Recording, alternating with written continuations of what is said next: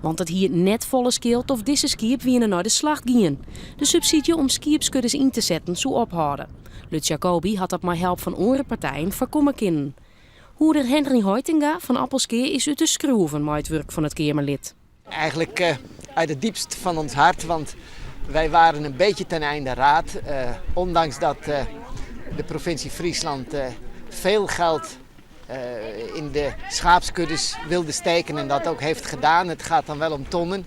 Bleek toch dat we uiteindelijk helemaal niks kregen. En eigenlijk hadden we de moed in Friesland opgegeven. Maar dankzij Friesland en met name dan via Lutz Jacobi hebben onze schaapskuddes weer toekomst en zijn wij dolgelukkig. Hoitinga bleef zwaar houden hoe de toekomst van de yieldstreamen naar de skipskudde in deze minder financiële tijden. Maar hij had hoop dat de oerriet het belang van de skip zien bleef. Jacobi liet het in elk geval tegenwies maar de bezitten. Dit is al humor. Nou jongens, zullen we doorriepen gooien? Ik heb in de stal. Ja, dit is natuurlijk wel hartstikke mooi. Kijk wel vaker, hè? Maar dit is natuurlijk wel een heel bijzonder bedankje.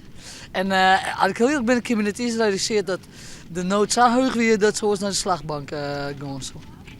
De subsidiëring van de skipskudde sluit op het stuit weer bij het Riek. Jerry de provincie de roer. Jacobi zal beziekje structureel yieldvrij te maken.